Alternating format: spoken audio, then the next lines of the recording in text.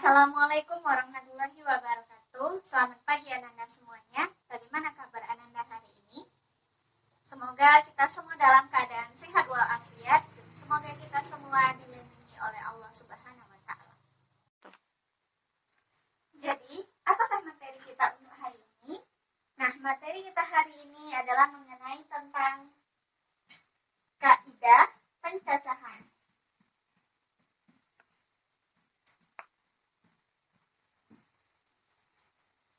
Nah, apa itu kaidah pencacahan?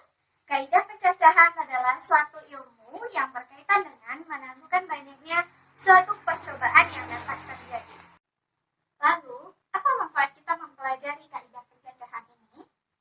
Berikut salah satu contoh manfaat dari kaidah pencacahan. Perhatikan digit angka berikut ini.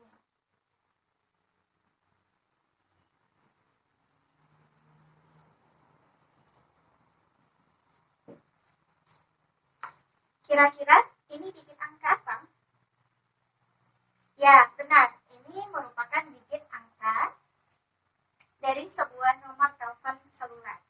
Nah, apa hubungan dari nomor telepon dengan kaidah pencacahan?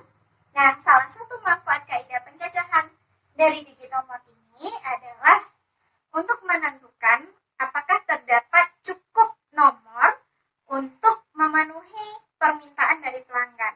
Jadi, misalnya kalau tidak tercukupi permintaan pelanggan, pasti ada beberapa nomor yang sama. Akibatnya pasti akan mendatangkan kekacauan. Nah, dengan menggunakan kaidah pencacahan akan memudahkan operator untuk menjumlahkan atau untuk menghitung berapa nomor yang dibutuhkan oleh pelanggan. Nah, itu salah satu manfaat dari kaidah pencacahan. Nah, untuk manfaat yang lain, Anda bisa searching di internet atau YouTube. Lalu, bagaimana cara kita menentukan banyaknya suatu percobaan yang terjadi? Nah, pada kali ini, pada pertemuan ini, kita akan membahas dua cara menentukan banyaknya percobaan yang terjadi. Yang pertama, dengan menggunakan aturan penjumlahan.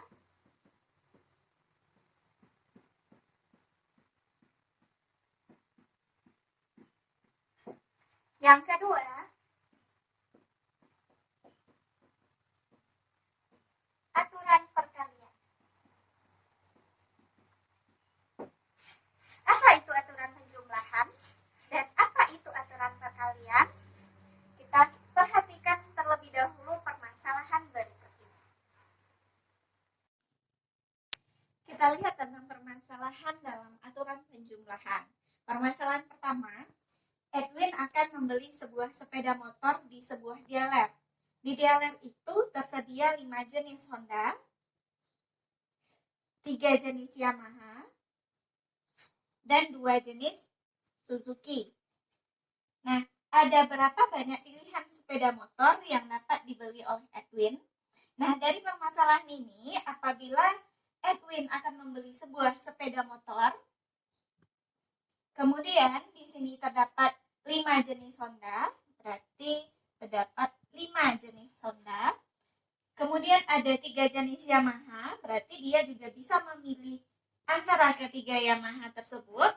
Dan juga terdapat 2 jenis Suzuki, berarti terdapat 2 jenis Suzuki. Nah, untuk banyaknya pilihan sepeda motor yang dapat dibeli oleh Edwin, dapat kita jumlahkan 5 ditambah 3 ditambah 2. Berarti nilainya adalah 10. Nah, dari perhitungan ini dapat kita simpulkan bahwa banyaknya pilihan sepeda motor yang dapat dibeli oleh Edwin adalah 10 pilihan. Itu untuk permasalahan yang pertama. Kita lihat untuk permasalahan yang kedua. Ani akan melakukan perjalanan dari Kota Padang ke Kota Jakarta. Nah, ada beberapa jenis angkutan yang dapat digunakan. Yang pertama, ada 2 jenis travel. Kemudian, ada 1 kapal laut. Ada 2 jenis bus. Kemudian, ada 3 jenis pesawat terbang. Nah, ada beberapa cara berbeda untuk berangkat dari Kota Padang ke Kota Jakarta. Nah, dari sini dapat kita lihat bahwa jika kota Padang ke kota Jakarta dengan menggunakan travel, berarti terdapat dua cara. Nah, kemudian apabila dia menggunakan kapal laut, hanya ada satu cara, berarti ada tiga pilihan apabila dia menggunakan travel dan kapal laut. Nah, ternyata juga ada dengan bus, yaitu terdapat dua jenis bus, berarti dapat kita masukkan ke dalam pilihan lagi, yaitu terdapat dua jenis bus. Nah, dan yang terakhir ternyata juga terdapat tiga jenis pesawat terbang, berarti Ani dapat melakukan perjalanan dengan menggunakan tiga jenis pesawat terbang, berarti terdapat tiga pilihannya. Nah, ada berapa cara berbeda yang dapat dilakukan oleh Ani untuk berangkat dari Kota Padang ke Kota Jakarta? Berarti terdapat dua cara dengan menggunakan travel, terdapat satu dengan kapal laut, terdapat dua cara dengan menggunakan dua bus, dan juga terdapat tiga cara dengan menggunakan naik pesawat terbang. Nah, apabila kita ingin melihat ada berapa cara yang berbeda, berarti ketika dihitung, terdapat 8 cara berbeda untuk berangkat dari Kota Padang ke Kota Jakarta. Nah, dari dua permasalahan yang tadi, dapat kita buat sebuah kesimpulan bahwa jika terdapat N kejadian yang saling lepas, di mana K1 adalah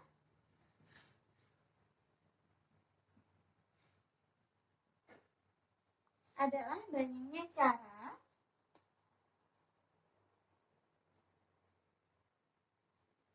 pada kejadian pertama.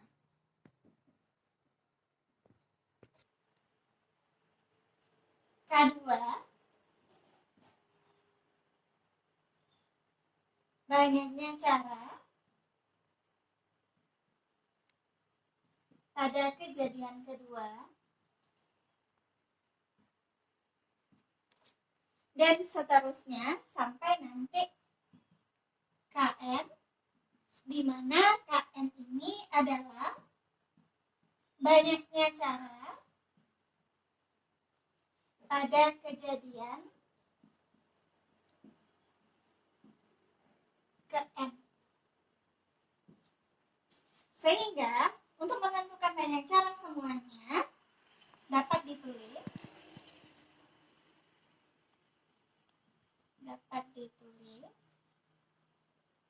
K1 dijumlah dengan K2 dijumlah dengan K3 dan seterusnya sampai dengan banyaknya cara pada kejadian ke N.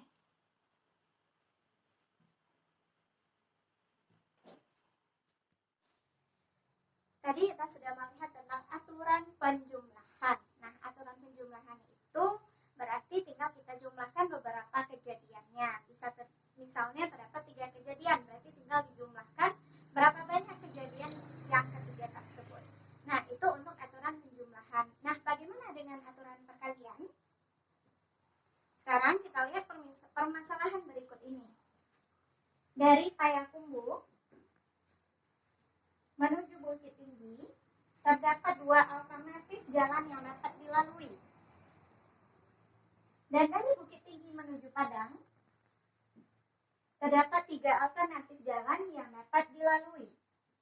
Nah, jika Dodi ingin berangkat dari Payakumbuh menuju Padang, melewati Bukit Tinggi, ada berapa alternatif jalan yang dapat dilalui oleh Dodi? Nah, agar mempermudah kita untuk menyelesaikannya, kita buat dalam skema berikut ini. Terdapat 3 objek. Yang pertama yaitu Payakumbuh. Kemudian ada Bukit Tinggi. Kemudian ada Padang. Nah, dari pernyataan permasalahan dijelaskan bahwa Dari Payakumbuh menuju Bukit Tinggi terdapat dua alternatif jalan yang dapat dilalui. Berarti kita misalkan jalan A dan jalan B. Nah, kemudian dari Bukit Tinggi ke Padang terdapat tiga alternatif jalan yang dapat dilalui. Kita kasih nama jalan C, jalan B, dan jalan E. Nah, apabila Dodi ingin berangkat dari Payakumbuh menuju Padang, melewati Bukit Tinggi, ada berapa alternatif jalan yang dapat dilalui, Dodi?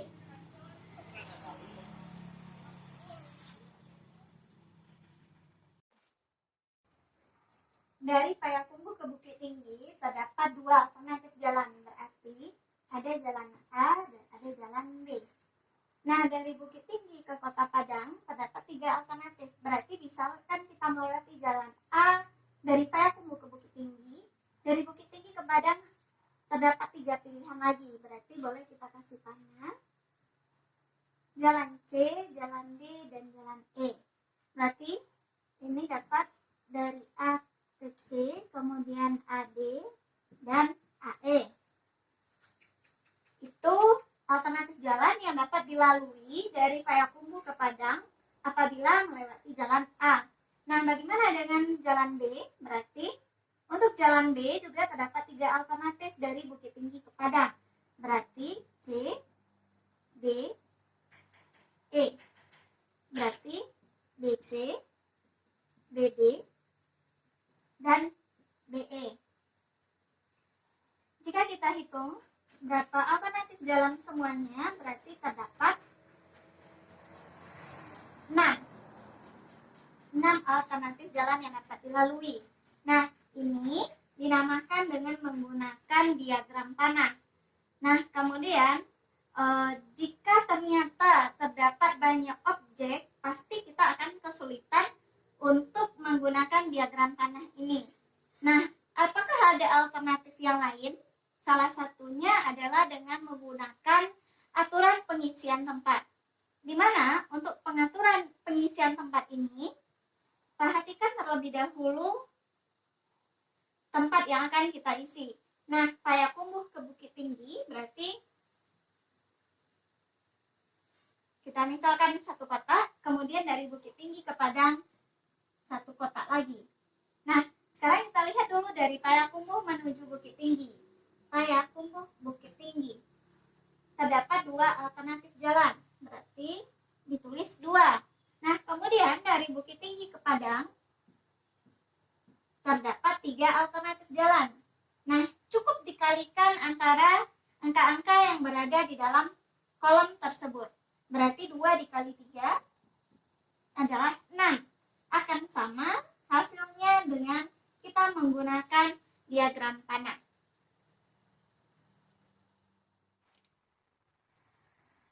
Selanjutnya, kita lihat permasalahan yang kedua untuk aturan perkalian berikut ini. Berapa banyak susunan huruf yang dapat dibentuk dari kata ibu? Ibu terdiri dari 3 huruf yang berbeda, yaitu I, B, dan U. Selain dengan menggunakan diagram panah, kita juga dapat menuliskannya satu persatu.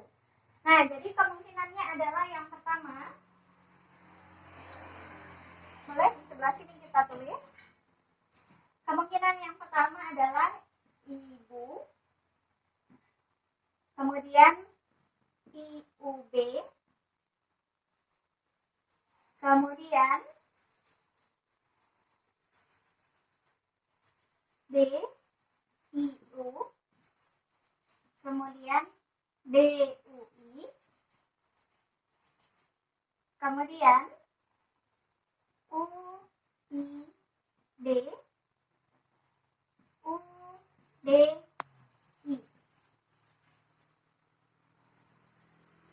Berarti apakah ini sudah kita tulis semuanya? Apakah ada kemungkinan yang lain? Tidak, berarti ini sudah semuanya. Berarti kita hitung 1, 2, 3, 4, 5, 6. Berarti terdapat 6 banyak susunan huruf yang dapat dibentuk dari kata ibu. Itu apabila kita menuliskan satu per satu.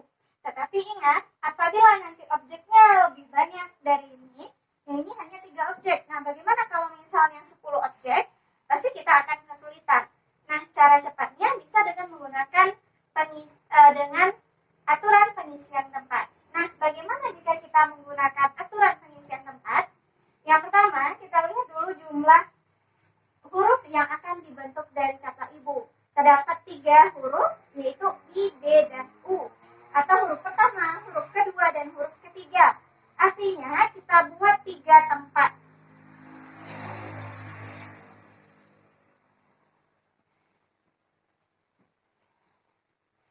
Tempat pertama, tempat kedua, dan tempat ketiga.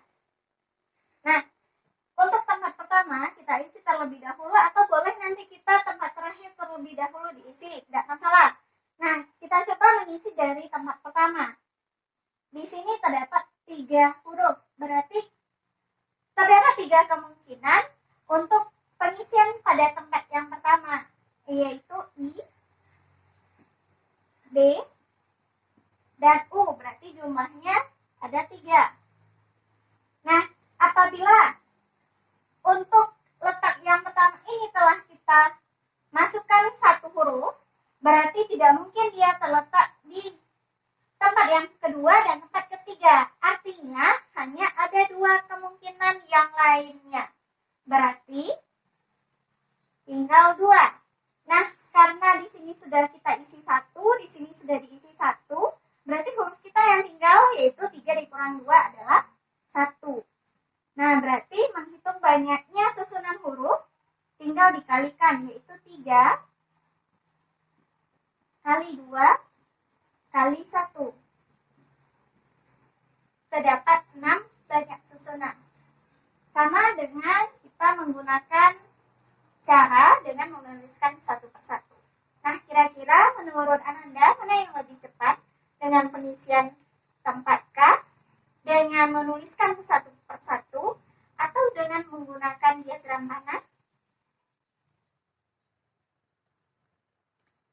Dari 2 permasalahan yang tadi, dapat kita buat sebuah kesimpulan tentang aturan perkalian.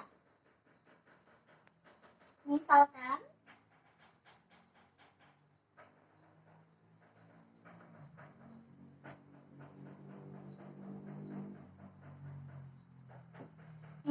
terdapat N kejadian di mana K1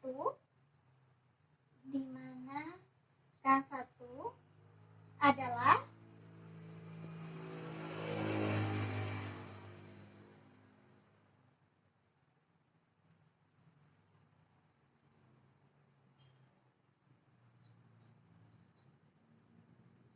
K1 adalah banyaknya kejadian pertama yang terjadi. Nah, kemudian K2 adalah banyaknya kejadian kedua terjadi. Dan K3 banyaknya kejadian ketiga terjadi. Sampai nanti KN, di mana KN tersebut adalah banyaknya kejadian ke N yang terjadi. Nah, untuk menentukan banyaknya kejadian N yang terjadi, berarti dapat kita tuliskan K1 dikali dengan K2 kali K3 sampai nanti kali KN.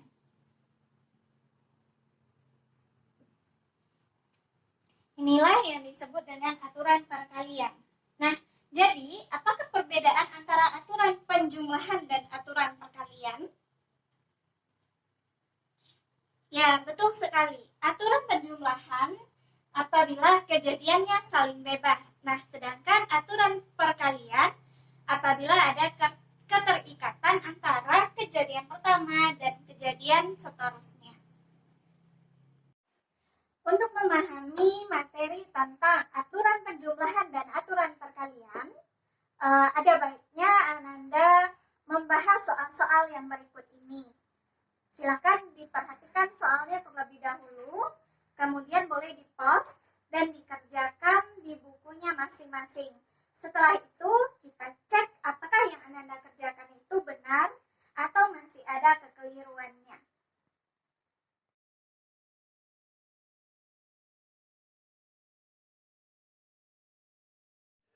Soal nomor 1. Jalur penerbangan sebuah pesawat udara dari Bali ke Jakarta dapat melalui 3 jalur. Dari Jakarta ke Medan dapat melalui 2 jalur, dan dari Medan ke London melalui 4 jalur. Berapa banyak jalur penerbangan yang dapat dipilih untuk penerbangan berikut? Yang A, dari Bali ke Medan melalui Jakarta. B, dari Jakarta ke London melalui Medan. Dan C, dari Bali ke London melalui Jakarta dan Medan. Soal nomor 2. Berapa banyaknya susunan huruf yang dapat dibentuk dari kata melati apabila A. Huruf terakhir adalah konsonan, B. Huruf terakhir adalah huruf A, C. Huruf terakhir adalah vokal. Soal nomor 3. Ada 5 orang anak akan foto bersama tiga-tiga di tempat penempatan juara 1, 2, dan 3. Jika salah seorang di antaranya harus selalu menempati tempat juara 1, maka banyak foto berbeda yang mungkin tercetak adalah soal nomor 4. Bilangan terdiri dari 4 angka disusun dari angka-angka 1, 2, 3, 5, 6, dan 7. Banyak susunan bilangan dengan angka-angka yang berlainan adalah soal nomor 5.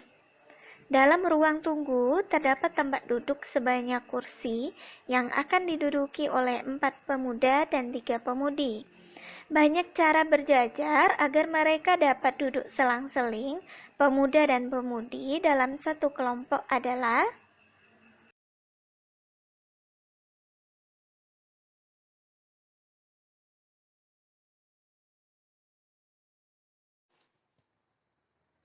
Bagaimana Anda dan semuanya? Sudah selesai mengerjakan latihannya?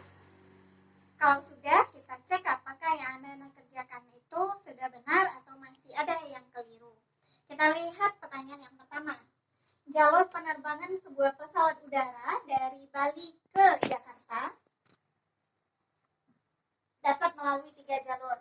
Berarti bisa kita tulis Bali ke Jakarta ada 3 jalur. Berarti ada jalur 1, 2, 3. Kemudian dari Jakarta ke Medan dapat melalui 2 jalur. Berarti Jakarta Medan terdapat 2 jalur. Berarti 4 dan 5. Nah, dari Medan ke London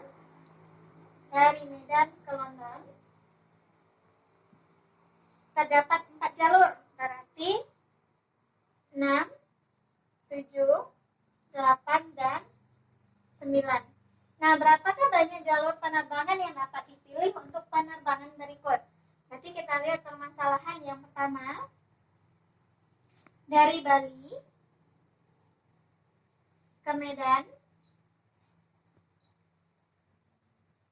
melalui Jakarta. Berarti Bali ke Jakarta terdapat 3 alternatif jalan. Berarti 3. Jakarta Medan terdapat 2. 3 kali 2 berarti terdapat 6. Jadi banyaknya jalur penerbangan dari Bali ke Jakarta dari Bali ke Medan melalui Jakarta terdapat 6 alternatif jalan. Yang B, dari Jakarta ke London melalui Medan. Berarti Jakarta ke London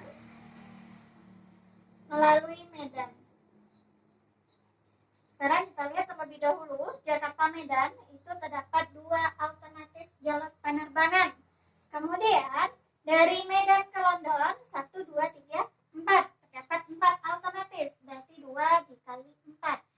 Totalnya adalah 8 alternatif jalur penerbangan yang dapat dilewati dari Jakarta menuju London melalui Medan. Pertanyaan yang ketiga.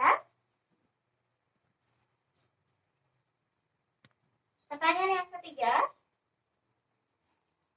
penerbangan yang dapat dipilih untuk jalur penerbangan yang dapat dipilih dari Bali ke London melalui Jakarta dan Medan. Berarti dari Bali ke London melalui Jakarta dan Medan. Berarti kita lihat terlebih dahulu dari Bali ke Jakarta. Dari Bali ke Jakarta terdapat terdapat 3.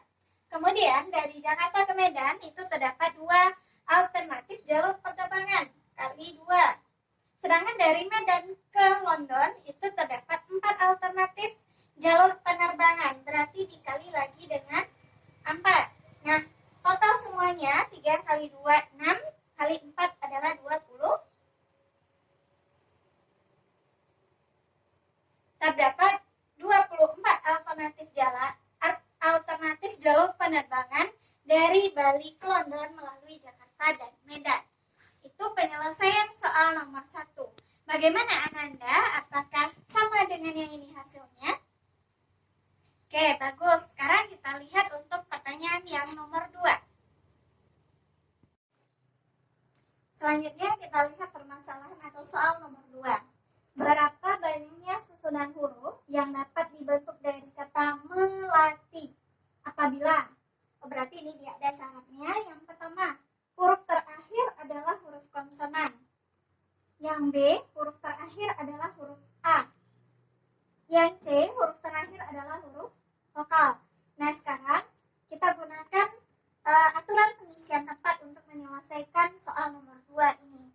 Nah, di sini terdapat 6 huruf, berarti nanti akan ada 6 tempat yang akan terisi. Tempat pertama, kedua, ketiga, keempat, kelima, dan keenam. Nah, di sini kita lihat terlebih dahulu untuk yang nomor A. Syaratnya huruf terakhir adalah huruf konsonan. Kita lihat terlebih dahulu huruf konsonan apa saja? M, L, dan T. Berarti M, L, dan T. Berarti apabila ada syarat yang diketahui, berarti kita harus menyelesaikan syarat tersebut terlebih dahulu. Berarti karena konsonannya terdapat 3, artinya huruf terakhir itu hanya bisa diisi oleh huruf konsonan. Artinya terdapat 3 huruf konsonan yang bisa mengisi tempat yang terakhir ini. Berarti kita tuliskan ada 3 kemungkinannya. Nah, kemudian karena di sini sudah terisi 1, sedangkan total huruf kita semuanya ada 6, berarti 6 dikurang 1 berarti ada 5 huruf yang akan terisi. Nah, setelah itu untuk pengisian tempat, karena sudah ada 2, untuk tempat yang ketiga berarti 6 dikurang 2 berarti tinggal 4. Karena sudah 3 terisi, berarti di sini tinggal 3. Dan begitu seterusnya sampai nanti 1 untuk tempat terakhir. Berarti untuk menghitungnya cukup kita kalikan saja semuanya. 1 kali 2 kali 3 kali 4 kali 5 kali 3. Ini totalnya adalah 360.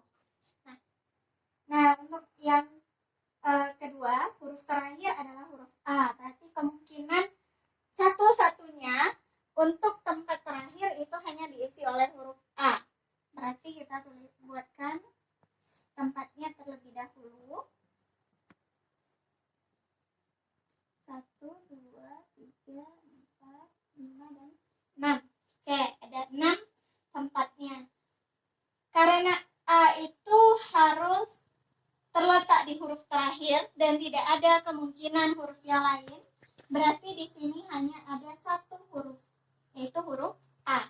Nah, karena total huruf kita tadi 6 dan sudah diambil 1, berarti tinggal lagi kemungkinannya ada 5.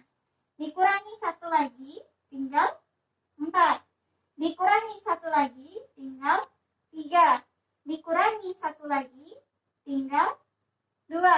dan yang terakhir tinggal 1. Nah, jadi total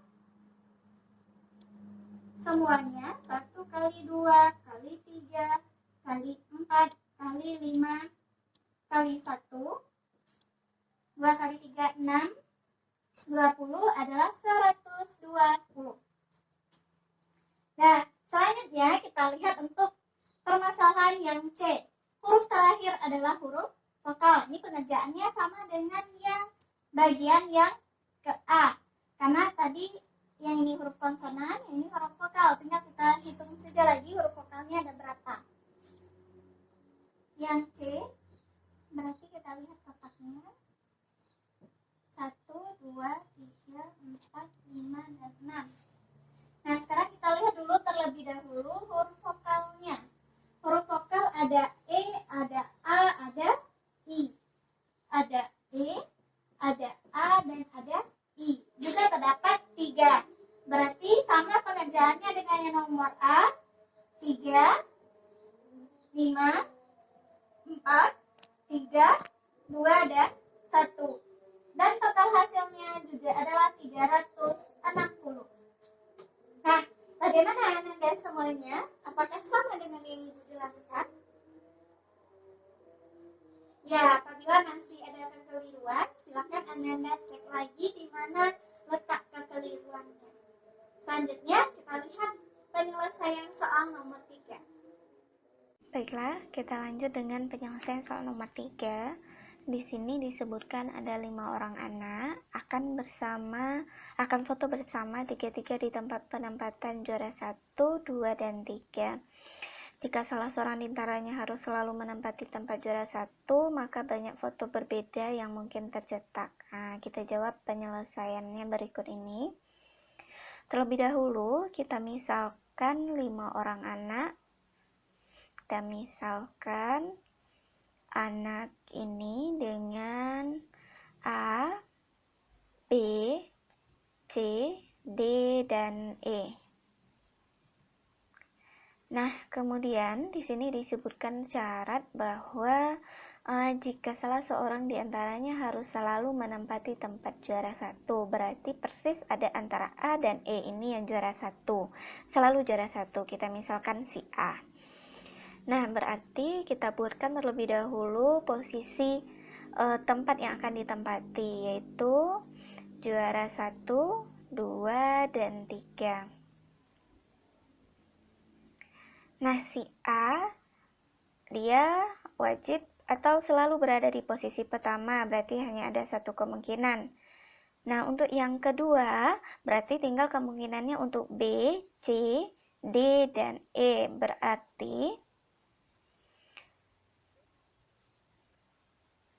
ada 4 kemungkinan, berarti kita tulis 4.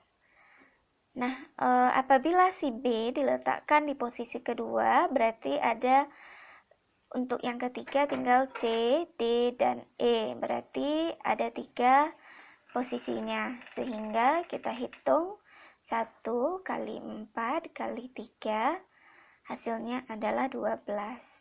Jadi kemungkinannya adalah 12. Kita lihat soal nomor 4. Bilangan terdiri dari 4 angka, disusun dari angka-angka 1, 2, 3, 5, 6, dan 7. Nah, yang dimintanya susunan bilangan tapi yang berlainan. Nah, bagaimana penyelesaiannya? Kita coba jawab pertanyaan nomor 4 ini. Yang pertama, dia akan membuat 4 angka atau bilangan yang terdiri dari 4 angka. Sehingga kita tuliskan terlebih dahulu kotaknya, berarti ada 4 kotak. Oke. Nah, kemudian angka-angkanya ada 1, 2, 3, 5, 6, dan 7. Jadi, total angka itu ada 6. Nah, untuk posisi bilangan pertama, semua angka yang tersedia itu berkemungkinan letaknya di sana. 1, 2, 3, 5, 6, dan 7. Berarti totalnya ada 6 angka. Nah, kemudian karena dia minta berlainan, berarti setelah diletakkan di posisi pertama, misalnya 1, berarti dia tidak boleh menempati posisi kedua. Artinya hanya ada 2, 3, 5, 6, dan 7. Jadi total semuanya untuk bilangan kedua adalah 5 angka. Nah, apabila angka 2 kita letakkan di posisi kedua, berarti hanya ada 4 kemungkinan, yaitu 3, 5, 6, dan 7.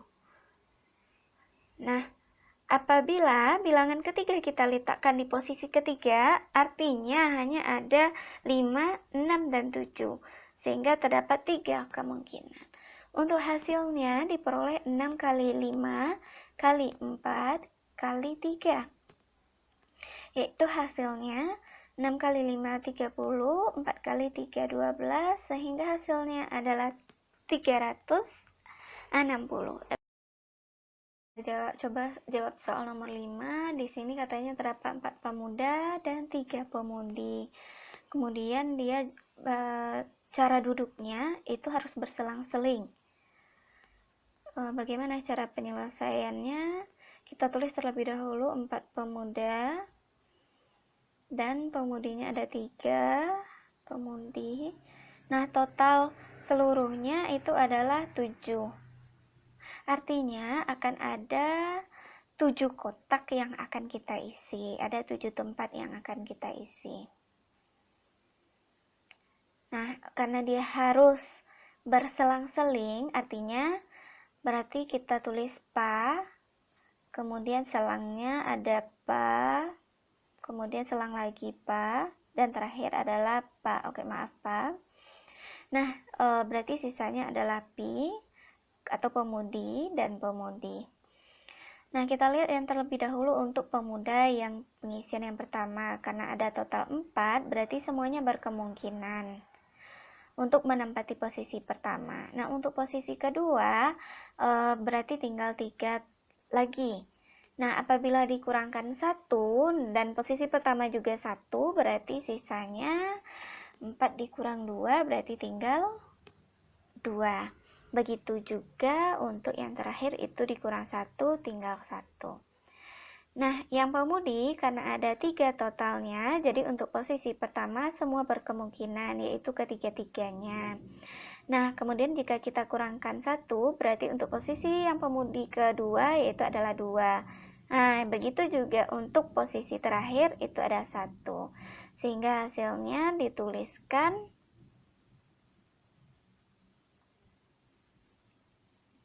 Oke, 4 kali 3 kali 3 kali 2 kali 2 kali 1 kali 1 berarti 12 kali 6 kali 2.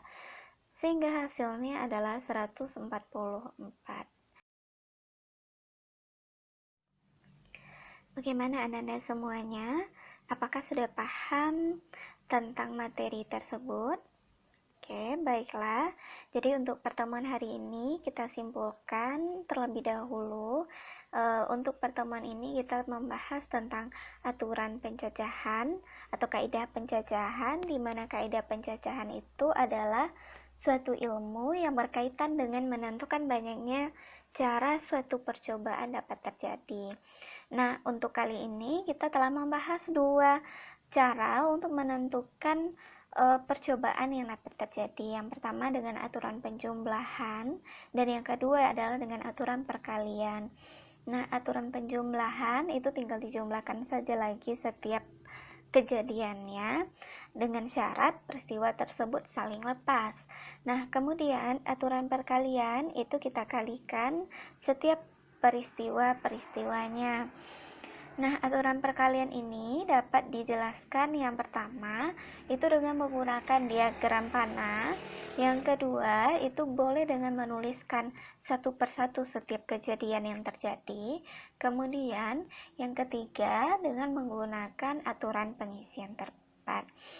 Demikianlah pembahasan kita pada hari ini. Kita akhiri pertemuan ini dengan mengucapkan alhamdulillahirabbil alamin. Sampai jumpa pada pertemuan berikutnya. Assalamualaikum warahmatullahi wabarakatuh.